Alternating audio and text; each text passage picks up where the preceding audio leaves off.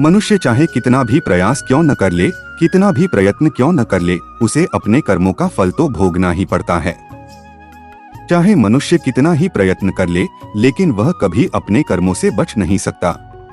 दोस्तों, आज इस कहानी से हम समझेंगे कर्मों का खेल। आखिर अच्छे कर्मों का फल अच्छा और बुरे कर्मों का फल बुरा कैसे होता है। एक नगर में एक सुरेश नाम का एक युवक रहता था।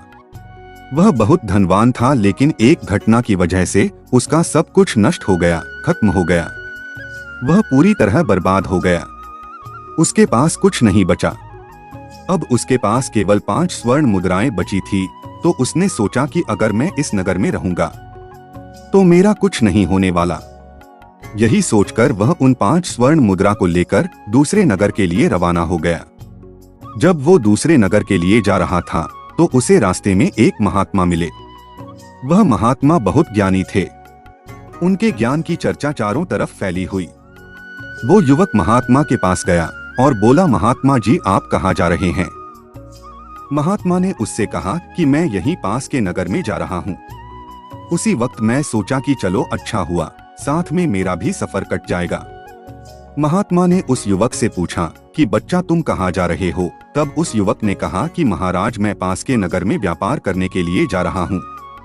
अब मेरे पास केवल 5 स्वर्ण मुद्राएं बची है। उन्हीं से मैं एक नया व्यापार शुरू करूंगा। इसके बाद उस युवक ने महात्मा को सारी बात बताई। फिर महात्मा के साथ साथ चलने लगा। थोड़ी दूर चलने के बाद उसे खामोशी अखरने लगी, क्योंकि महात्मा चुपचाप अपने मार्ग पर चले जा रहे थे। उस युवक ने कहा, महाराज, आप चुपचाप क्यों चल रहे हैं? इससे तो रास्ता बड़ा लंबा हो जाएगा। आप मुझे कोई ऐसी कहानी सुनाइए जिससे यह सफर आराम से कट जाए और मेरे मन को शांति मिल जाए। उसके बाद वह महात्मा बोले, बच्चा, मैं कहानी तो सुना दूंगा, लेकिन मेरी कहानी सुनने के पैसे लगते हैं। मैं एक कहानी सुनाने के बदले में 1 स्वर्ण मुद्रा लेता हूँ। महात्मा की बात सुनकर उस युवक ने सोचा कि मेरे पास तो केवल 5 स्वर्ण मुद्राएं हैं, जिसमें से 1 स्वर्ण मुद्रा देकर कहानी सुनना क्या बुद्धिमानी होगी। लेकिन यह बड़े ज्ञानी है, हो सकता है इनकी कहानी सुनकर मुझे धन कमाने का कोई उपाय मिल जाए। फिर कुछ सोच समझकर उसने 1 स्वर्ण मुद्रा महात्मा जी को दिया और बोला, लीजिए महाराज, लेकिन आपसे एक प्रार्थना है कि आप जो भी कहानी सुनाएं वह सच्ची हो। महात्मा बोले, ठीक है बेटा। महात्मा ने कहा, बेटा, जैसा भी और जीतने दिन के लिए भी तुम्हें काम मिले वह काम तुम तुरंत कर लेना। महात्मा की बात सुनकर सुरेश उनसे बोला, ठीक है महाराज, मैं आपकी यह बात ध्यान में रखूंगा। आप कहानी सुनाई। महात्मा बोले, कहानी तो खत्म हो गई। महात्मा बोले, कहानी तो खत्म हो गई। तब युवक ने कहा, यह कैसी कहानी थी महाराज? आपने जो बात कही है वह तो उपदेश था। तब महात्मा ने कहा, बेटा, यदि मेरे इस उपदेश को तुम याद रखोगे तो हमेशा फायदे में रहोगे। फिर महात्मा ने उस युवक से कहा कि चलो ठीक है, मैं तुम्हें दूसरी कहानी सुनाता हूँ, निकालो 1 और स्वर्ण मुद्रा। कुछ सोच समझकर सुरेश ने 1 और स्वर्ण मुद्रा महात्मा को दिया और कहा, कहानी सुनाओ महाराज। तब महात्मा कहने लगे कि बेटा, कभी किसी दूसरे के हक पर छल कपट ईर्ष्या से अधिकार मत करना। दूसरे की वस्तु को मिट्टी के बराबर समझना और अपनी नीयत कभी उस पर खराब मत करना। यह सुनकर वह युवक बोला, फिर महाराज? तो महात्मा जी ने जवाब दिया कि फिर क्या, बस कहानी खत्म हो गई। तब उस युवक ने कहा, महाराज, आपने तो इस बार भी बस उपदेश दिया। तब उस महात्मा ने उससे कहा, बेटा, मेरे उपदेश बड़े कीमती है। फिर कुछ सोच समझकर उस युवक ने उनसे कहा, महाराज, यह लो तीसरी स्वर्ण मुद्रा और मुझे अगला उपदेश सुनाओ। महात्मा बड़े प्रसन्न हुए और बोले, बेटा, जीवन में कभी भी भूल कर भी किसी का रहस्य किसी अन्य को मत बताना। फिर उस युवक ने उनसे कहा, महाराज, मेरे पास 2 स्वर्ण मुद्रा और बची है, मुझे 2 उपदेश और दे दो। फिर महात्मा ने चौथा उपदेश दिया और कहा, बेटा, तुम चाहे कितने ही आवश्यक कार्य से कहीं पर जा रहे हो, लेकिन यदि रास्ते में कोई तुम्हें बुलाकर प्रेम से बैठाता है तो उसकी बात ध्यान से जरूर सुनना, ठुकराना नहीं, चाहे तुम्हारा लाखों का ही नुकसान क्यों ना हो जाए। और 5वां उपदेश, दुराचारी स्त्री का कभी जीवन में विश्वास मत करना। क्योंकि उसके दिल और दिमाग का कोई ठिकाना नहीं होता है। इतनी बातचीत के बाद वह दोनों काफी दूर निकल आए। तब महात्मा ने कहा, अच्छा बेटा, अब तुम्हारा और मेरा रास्ता अलग हो गया। अब मैं अपने रास्ते जाता हूँ और तुम अपने रास्ते जाओ, और मेरे बताए यह 5 उपदेश कभी भूलना मत। तब सुरेश ने उनसे कहा, महाराज, मैं आपकी बातों को हमेशा याद रखूंगा। और इसके बाद वह महात्मा अपनी राह पर चले गए और सुरेश अपने रास्ते पर चलने लगा और सोचने लगा कि महाराज की कही गई बातें अवश्य ही उपयोगी सिद्ध होंगी। परंतु महाराज मुझे यह उपदेश बिना कोई पैसे लिए भी तो बता सकते थे। आखिर उन्होंने मुझसे पैसे क्यों लिए? उन्हें पैसों की क्या आवश्यकता है? फिर उसने सोचा कि कोई बात नहीं, बाद में मैं इस बारे में उनसे पूछ लूंगा। और चलते चलते वह एक नगर में पहुंचा। अब उसके पास कोई धन नहीं था, इसलिए वह कोई व्यापार भी नहीं कर सकता था। वह नौकरी की तलाश में लोगों से पूछने लगा और वहां पर उसे मोहन नाम का एक युवक मिला। उसने सुरेश से कहा कि भाई, मैं यहाँ पर महाराज के यहाँ नौकरी करता हूँ। मेरा काम घोड़ों की देखभाल करना है, लेकिन मेरी माँ बहुत बीमार है, इसलिए मुझे 1 माह की छुट्टी चाहिए ताकि मैं अपनी माँ के पास जा सकूं। अगर तुम मेरी जगह 1 महीने तक काम करने के लिए तैयार हो तो चलो मेरे साथ। मोहन की बात सुनकर सुरेश को उन महात्मा का उपदेश याद आ गया कि जो भी जितने दिनों के लिए भी तुम्हें काम मिले उसे तुरंत कर लेना। यही सोचकर सुरेश मोहन के साथ तुरंत चल दिया। फिर मोहन सुरेश को लेकर राजा के पास गया। वह राजा बड़ा पराक्रमी था, वह दानी भी था। उसकी एक बेटी थी जो कि बहुत सुंदर थी। राजा उसे अत्यधिक प्रेम करते थे। इसके अलावा राजा को घुड़सवारी का भी बहुत शौक था, इसलिए उन्होंने बहुत सारे घोड़े पाल रखे थे, जिनकी देखभाल के लिए बहुत सारे सेवक भी रखे थे, जिसमें से एक मोहन भी था।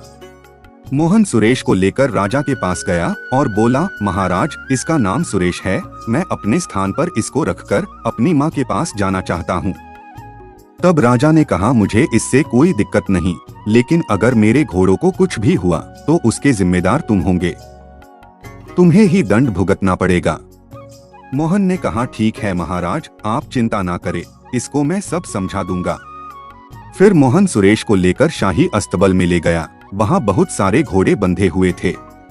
तब मोहन ने कहा, सुनो सुरेश, घोड़े तुम्हारे नीचे रहेंगे, तुम्हें इनकी देखभाल अच्छे से करनी है। सुरेश बोला, तुम चिंता मत करो भाई, तुम निश्चिंत होकर अपनी माँ के पास जाओ, मैं इनकी अच्छे से देखभाल कर लूंगा। इसके बाद सुरेश उनकी अच्छे से देखभाल करने लगा और मोहन अपनी माँ से मिलने के लिए चला गया। राजा घोड़ों को खिलाने के लिए प्रत्येक सेवक को 20 शेर चना देता था। सुरेश ने भी 20 शेर चने लिए और अपने अस्तबल में आ गया। वो उन चना को पानी में भिगो देता था, फिर उसे कुटकर घोड़ों को खिलाता था। अपना काम पूरा करने के बाद सुरेश ने एक दिन सोचा, चलो दूसरे सेवकों के पास जाकर थोड़ी मस्ती की जाए। यह सोचकर वह उस बड़े से कमरे में पहुंचा जहां पर अन्य सेवक बैठे हुए थे और मौज मस्ती कर रहे थे। सुरेश ने देखा कि वह सभी शराब पी रहे थे। तो सुरेश बोला, अरे भाई, आपने अपना काम भी पूरा नहीं किया और नशा करने लग गए। तब उन अन्य सेवकों ने उससे कहा, अरे नहीं भाई, बिना काम पूरा किए भला किसमें इतनी हिम्मत है जो नशा पानी करे। भाई, हमने घोड़ों को खुराक डाल दिए। तब सुरेश ने देखा कि उनके पास बहुत सारा चना पड़ा है, तो उसने उनसे कहा, भाई, अभी भी बहुत सारा चना कूटने के लिए पड़ा है। तब उन अन्य सेवकों ने कहा, भाई, यह चना घोड़ों को खिलाने के लिए नहीं है, हमें रोजाना 20 शेर चना मिलता है, जिसमें से हम 5 शेर चना घोड़ों को खिला देते हैं और बाकी का 15 शेर चना बाजार में बेचकर अपने नशे पानी का इंतजाम करते हैं। उनकी बातें सुनकर सुरेश की आंखें आश्चर्य से पट गई। वह बोला, यह तो महाराज के साथ धोखा है, बेईमानी है। तब अन्य सेवकों ने बोला, अरे भाई, बेईमानी या धोखा, पेट भरने के लिए यह तो करना ही पड़ता है। और हाँ, हमारी एक बात का ध्यान रखना, उनको यह बात पता नहीं चलनी चाहिए, वरना तुम्हें अपनी जान से भी हाथ धोना पड़ेगा। सुरेश उनकी बातें सुनकर चुपचाप अपने कमरे में चला गया और अपनी चारपाई पर लेट गया। उसके मन में विभिन्न प्रकार के विचार आने लगे। वो सोचने लगा कि वह लोग ठीक कह रहे हैं, कल से मैं भी इसी तरह से बेईमानी से काम करूंगा और फिर सारे रुपया में बचा लूंगा, फिर अपना कोई व्यवसाय शुरू करूंगा। लेकिन तभी उन महात्मा के द्वारा कही गई दूसरी बात उसके कानों में गूंजने लगी। बेटा, किसी दूसरे के ऊपर छल कपट से अपना अधिकार मत करना। दूसरे की वस्तु को मिट्टी के बराबर ही समझना, उसके ऊपर अपनी नीयत कभी खराब मत करना। यह सोचकर वह बोला, नहीं, मैं ऐसा नहीं करूंगा। अगले दिन से सुरेश अपना कार्य पूरी ईमानदारी से करने लगा। उसकी अच्छी देखभाल से उसके घोड़े 1 महीने के भीतर ही अस्तबल के सबसे सुंदर और तंदुरुस्त और ताकतवर घोड़े बन गए। एक दिन दरबार में राजा ने अपने मंत्री से कहा, मंत्री जी, बहुत दिन हो गए मैंने अपने प्रिय घोड़ों को नहीं देखा। आप सेवकों को यह सूचित कर दो कि वह सब अपने घोड़ों को लेकर शाही मैदान में आ जाएं। मैं कल अपने घोड़ों को देखना चाहता हूँ। अगले दिन सुबह सुरेश सहित सभी सेवक अपने अपने घोड़ों को नहला धुलाकर शाही मैदान में पहुँच गए और महाराज सभी घोड़े का निरीक्षण करने लगे। महाराज ने देखा कि उनके सभी घोड़े बिल्कुल अस्वस्थ। यह देखकर महाराज को बड़ा ही क्रोध आ रहा था। उन्होंने मंत्री से कहा, मंत्री जी, हमारे सारे घोड़े तो बहुत सुंदर और ताकतवर थे, ये इतने अस्वस्थ और बीमार कैसे हो गए? तभी मंत्री ने कहा, महाराज, मुझे लगता है सभी सेवकों ने इसकी देखभाल अच्छे से नहीं की। इसके बाद राजा आगे बढ़े तो उन्होंने देखा कि सुरेश के घोड़े बड़े ही स्वस्थ और तंदुरुस्त है। यह देख राजा की आंखों में चमक आ गई और सुरेश को शाबाशी देते हुए बोले, तुम कल राजमहल में आओ, मुझे तुमसे कुछ बात करनी। राजा का आदेश पाकर अगले दिन सुरेश राजा के पास गया।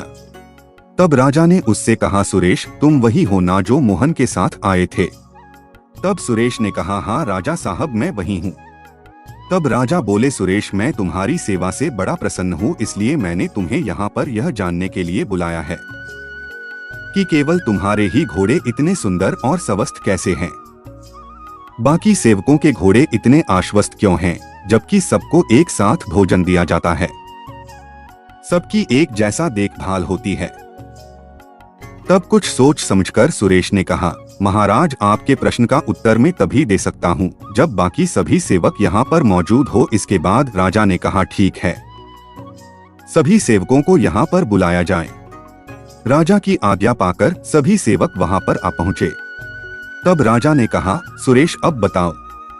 तब सुरेश ने कहा, महाराज, सच बात तो यह है कि ये सभी सेवक बड़े बेईमान और धोखेबाज है।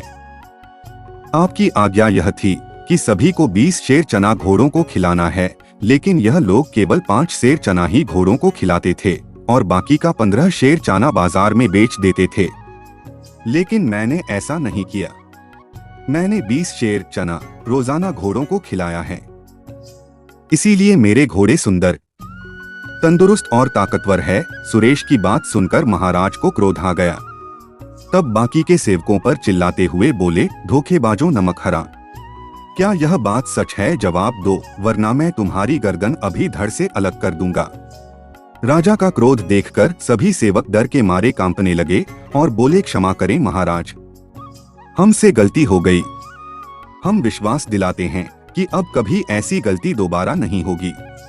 तब सुरेश ने कहा, महाराज, मैं भी आपसे यही कहना चाहता हूँ कि इस बार आप इन्हें क्षमा कर दीजिए। सुरेश के कहने पर राजा ने उनको माफ कर दिया और सुरेश से कहा, मैं आज से तुम्हें अस्तबल का मुख्य निरीक्षक घोषित करता हूँ। आज से तुम्हारा काम इन सभी की हरकतों पर निगरानी रखनी होगी, जिसकी पगार तुम्हें 500 मुद्रा मिलेंगे और साथ ही भोजन और रहने का स्थान भी मिलेगा। यदि इनमें से अब की बार कोई मुट्ठी भर चना भी गायब करें तो इसकी सूचना मुझे देना। सुरेश ने कहा, ठीक है महाराज। फिर राजा ने उसको एक हीरे की अंगूठी दी और कहा, तुम इस अंगूठी को दिखाकर बिना किसी रोक टोक के मुझसे मिलने राजमहल में आ सकते हो। इसके बाद सुरेश और बाकी के सेवक महल से बाहर आ गए। तब सुरेश बाकी सेवकों से कहा, भाई, इस बार तो मैंने तुम्हें बचा लिया, लेकिन अगली बार तुमने कोई गड़बड़ी की तो तुम्हें कठोर दंड मिलेगा। तब यह सुनकर सभी सेवकों ने एक साथ कहा कि नई सरकार, अब कोई गड़बड़ी नहीं होगी। उस दिन के बाद से फिर किसी सेवक ने कोई भी बेईमानी नहीं की और पूरी ईमानदारी से अपने काम में लग गए।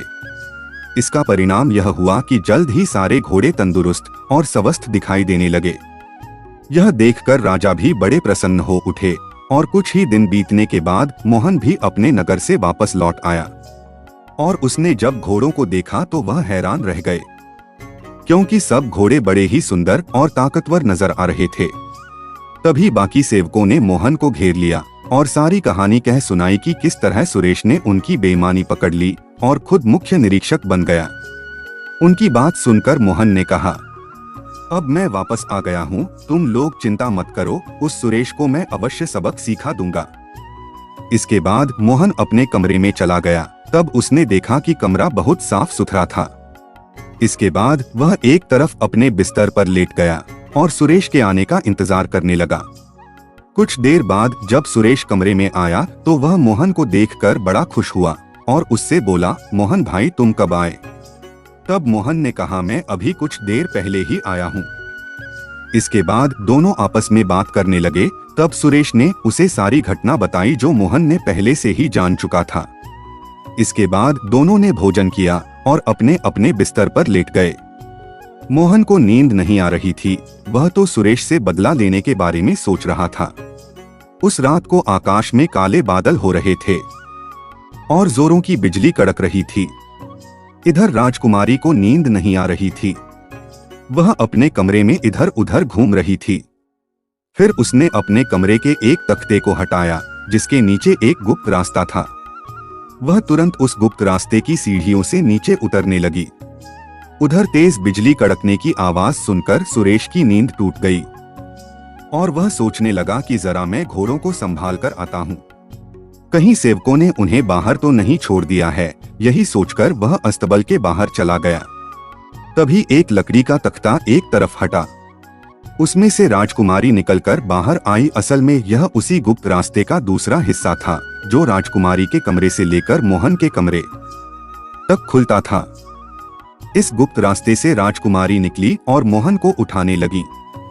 मोहन घबराकर उठ गया और बोला, राजकुमारी तुम इस समय यहाँ क्यों आई हो? जल्दी वापस लौट जाओ, यहाँ पर सुरेश है। लेकिन तभी मोहन ने देखा कि सुरेश वहाँ पर नहीं था। वो बोला, ना जाने ये सुरेश कहाँ चला गया। यह सुनकर राजकुमारी बोली, कौन सुरेश? इसके बाद मोहन ने राजकुमारी को सुरेश के बारे में सब कुछ बता दिया। असल बात यह थी कि मोहन और राजकुमारी का प्रेम प्रसंग चल रहा था जिसके बारे में किसी को कोई सूचना नहीं थी। राजकुमारी ने कहा, तुम चिंता मत करो मोहन, मेरे रहते हुए तुम्हें कोई चिंता नहीं करनी है। तुम कल सुबह देखना कि मैं उसे कैसे मजा चखाते हूँ। इधर जब सुरेश अपने घोड़ों का निरीक्षण करने के बाद वापस लौटा तो कमरे के भीतर से आ रही आवाजों को सुनकर वह हैरान रह गया और अपने कमरे के बाहर खड़ा होकर सोचने लगा कि इतनी रात में मोहन किस स्त्री से बातें कर रहा है। दरवाजा बंद था, इसलिए सुरेश ने सावधानी के साथ खिड़की से भीतर की तरफ झांका और राजकुमारी को देखकर वह हैरान रह गया और सोचने लगा, हे भगवान, ये मैं क्या देख रहा हूँ? राजकुमारी सेवक मोहन के साथ क्या कर रही है? मुझे इसी समय महाराज को यह खबर बता देनी चाहिए। मोहन तो महाराज की पगड़ी उछालना चाहता है। तभी उसके कान में महात्मा की कही गई बात गूंजी, बेटा सुरेश, अपने जीवन में कभी किसी का रहस्य किसी दूसरे को मत बताना, वरना खुद ही मुसीबत में फंस जाओगे। यही सोचकर वह कमरे के बाहर ही छुपकर राजकुमारी के जाने का इंतजार करने लगा। कमरे में अंदर मोहन ने राजकुमारी से कहा, राजकुमारी, अब काफी समय हो गया है, वह सुरेश किसी भी समय आ सकता है, तुम वापस महल लौट जाओ। इसके बाद राजकुमारी उसी गुप्त रास्ते से अपने कमरे में लौट गई। इसके बाद मोहन चुपचाप अपने बिस्तर पर लेट गया और जब सुरेश ने काफी इंतजार करने के बाद भी देखा कि राजकुमारी कमरे से बाहर नहीं निकली तो उसने एक खिड़की के भीतर से देखा। फिर देखा कि राजकुमारी भीतर नहीं थी। कुछ सोच समझकर उसने दरवाजा खोला और मन में बोला, आश्चर्य है, दरवाजा भी खुला है, ये सब क्या चक्कर। फिर वह चुपचाप अपनी चारपाई पर लेट गया और सोचने लगा, इस कमरे में कोई गुप्त मार्ग है जहां से राजकुमारी आई और चली गई। फिर उसने कहा, कल सुबह मैं इसका पता लगाऊंगा। दूसरी तरफ राजकुमारी अपने कमरे में पहुंच गई और वहां पहुंचकर जोर जोर से चिल्लाने लगी, बचाओ बचाओ मुझे बचाओ। राजकुमारी की चीख सुनकर राजा दौड़े दौड़े आए और बोले, क्या हुआ बेटी? तो राजकुमारी ने घड़ियाली आंसू बहाते हुए कहा, पिताजी, आपके अस्तबल का मुख्य निरीक्षक अभी अभी मेरे कमरे में आया। वह मेरी इज्जत लूटना चाहता था, लेकिन जब मैं चीखने लगी तो वह खिड़की कूदकर भाग गया। राजकुमारी की बात सुनकर राजा बहुत क्रोधित हो गया और बोला, उस नीच की इतनी हिम्मत कि वह तुम्हारी इज्जत के साथ खेलने लगा। आखिर वह भीतर घुसा तो घुसा कैसे? उसे कठोर दंड दिया जाएगा। फिर राजकुमारी ने कहा, पिताजी, कठोर दंड से काम नहीं चलेगा। मुझे उस हरामखोर का सिर चाहिए, वरना मैं भोजन नहीं करूंगी। राजा ने कहा, बेटी, तुम्हारी इच्छा अवश्य पूरी होगी। राजकुमारी ने सोचा, क्या बात है, मेरी इच्छा तो बड़ी जल्द ही पूरी हो गई। अब मेरे और मोहन के बीच का कांटा समाप्त हो जाएगा। इसके बाद राजकुमारी आराम से अपने कमरे में लेट गई। उधर राजा को नींद नहीं आ रही थी।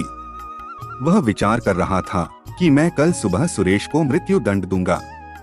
लेकिन फिर उसने सोचा कि जब और लोग मुझसे पूछेंगे कि मैं सुरेश को मृत्युदंड क्यों दे रहा हूं, तब मैं क्या जवाब दूंगा? अगर मैं सच कहूंगा तो मेरी बदनामी होगी। लोग मेरे सामने तो कुछ नहीं बोलेंगे, लेकिन मेरे पीठ पीछे मेरा मजाक बनाएंगे कि एक मामूली सी आदमी ने राजा की बेटी की इज्जत के साथ खेलने की कोशिश की। यही सोचकर राजा खामोश हो गया।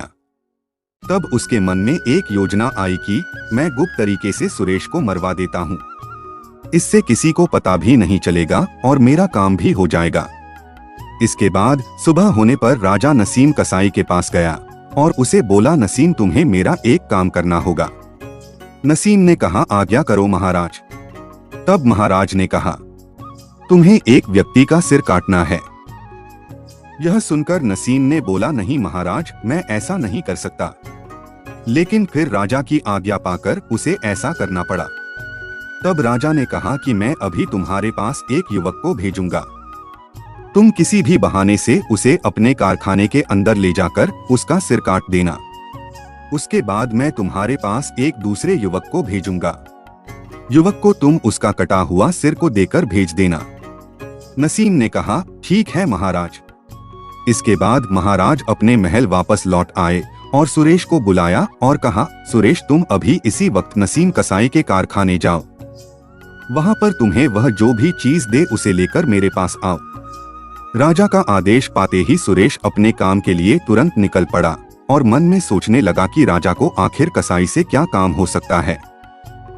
लेकिन फिर उसने सोचा कि मुझे तो अपना काम करना है। जैसे ही वह कुछ दूर पहुंचा तो एक पेड़ के नीचे कुछ साधु बैठे हुए दिखाई दिए। वे आपस में धर्म उपदेश के ऊपर चर्चा कर रहे थे। सुरेश उनके नजदीक जाकर खड़ा हो गया। तभी एक साधु ने कहा, बच्चा, खड़े क्यों हो? हमारे पास बैठ जाओ और कुछ देर तक उपदेशों का आनंद लो। तब सुरेश ने कहा, क्षमा करें महाराज, मैं किसी जरूरी काम से जा रहा हूँ, इसलिए रुक नहीं सकता। लेकिन जैसे ही उसने आगे कदम बढ़ाया तो उसके कानों में महात्मा द्वारा कही गई बात गूंजने लगी कि बेटा, तुम किसी आवश्यक कार्य से ही क्यों ना जा रहे हो, लेकिन यदि मार्ग में तुम्हें कोई प्रेम से बोले तो बैठकर उसकी बात अवश्य सुनना, उसकी बात ठुकराना नहीं, चाहे तुम्हारा लाखों का ही नुकसान क्यों न हो रहा हो। यह विचार आते ही सुरेश साधु के बीच बैठ गया और उनके द्वारा दिए जाने वाले उपदेश सुनने लगा। उधर राजा सोचने लगा कि नसीम कसाई के पास सुरेश को सिर लेने के लिए किसको भेजूं। तभी राजा की दृष्टि मोहन पर पड़ी। उन्होंने मोहन को बुलाया और कहा, मोहन, तुम इसी वक्त नसीम कसाई के कारखाने में जाओ और जो भी चीज वह तुम्हें दे उसे लेकर मेरे पास आओ। इसके बाद मोहन राजा की आज्ञा पाकर तुरंत नसीम कसाई के पास पहुंच गया। उधर नसीम कसाई को लगा कि हाँ, यही व्यक्ति है जिसका मुझे सिर काटना है। इसके बाद नसीम कसाई उसे चुपचाप अंदर ले गया और उससे कहा कि तुम्हारे पीछे जो बक्सा रखा है उसमें सामान है, उसे निकाल दो। जैसे ही मोहन पीछे पलटा तो नसीम ने अपनी तेज धारदार तलवार से उसकी गर्दन काट दी और उस गर्दन को कपड़े में लपेट कर रख दिया और उसके धड़ को कहीं और छुपा दिया। इसके बाद उधर जब उपदेश खत्म हुआ तो सुरेश को याद आया कि महाराज ने उसे नसीम कसाई के पास जाने के लिए बोला था। वह तुरंत नसीम कसाई के पास गया और बोला, महाराज ने कुछ सामान के लिए बोला है, वह मुझे दे दो। नसीम ने सोचा कि यही वह दूसरा व्यक्ति है जिसको मुझे वह सिर देना। नसीम कसाई ने सुरेश को वह सिर दे दिया और कहा, इसको ले जाकर महाराज को दे देना। सुरेश मोहन के कटे हुए सिर को लेकर महाराज के पास पहुंचा। जैसे ही महाराज और राजकुमारी ने सुरेश को देखा तो उसके होश उड़ गए और वह हड़बड़ाकर बोले, सुरेश तुम यहाँ कैसे? तब सुरेश ने कहा, आप ही ने तो मुझे नसीम कसाई के पास भेजा था, लेकिन मैं रास्ते में किसी वजह से लेट हो गया था, इसलिए मुझे आने में थोड़ा समय लग गया। यह कहकर सुरेश ने उनको सारी बात कह सुनाई। राजा को समझते देर नहीं लगी, सुरेश से पहले मोहन वहां पहुंच गया। इसके बाद राजा ने कहा कि तुम्हारे हाथ में क्या है? तो सुरेश ने कहा, अभी खोलकर दिखाता हूँ महाराज। जैसे ही सुरेश ने उसे खोला तो उसके अंदर मोहन का कटा हुआ सिर था। यह देखकर राजकुमारी जोर जोर से रोने लगी और कहने लगी, मेरे प्रिय तुम मुझे छोड़कर क्यों चले गए? मैं क्या जानती थी कि मेरी चाल तुम्हारी ही जान ले लेगी। यह सुनकर राजा ने कहा, बेटी तुम यहाँ क्या कह रही हो? तब राजकुमारी ने कहा, पिताजी मुझे माफ कर दीजिए, यह सब मेरे ही कर्मों का नतीजा है। मैं सुरेश को मरवाना चाहती थी, लेकिन इसके चक्कर में मैंने अपने ही प्रेमी की जान ले ली। राजकुमारी की बात सुनकर राजा के होश उड़ गए और वो सोचने लगा कि मैं एक निर्दोष व्यक्ति की जान लेने जा रहा था। इसके बाद राजा ने सुरेश से क्षमा मांगी और कहा, सुरेश मुझे माफ कर दो, मैं बिना सच्चाई जाने तुम पर संदेह किया। तो दोस्तों, किसी ने सच ही कहा है कि आप जैसे कर्म करोगे आपको वैसा ही फल भुगतने को मिलेगा।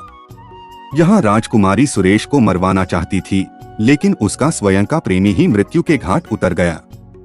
इसलिए कभी भी किसी के लिए बुरा मत सोचो, क्योंकि आप किसी के लिए बुरा सोचोगे तो सबसे पहले आपके साथ ही बुरा होगा। तो दोस्तों, यह वीडियो आपको कैसी लगी? मैं उम्मीद करता हूँ इस वीडियो से आपको बहुत कुछ सीखने को मिला होगा। अपनी राय कमेंट बॉक्स में दें। फिर मिलते हैं अगले वीडियो में। जय हिंद।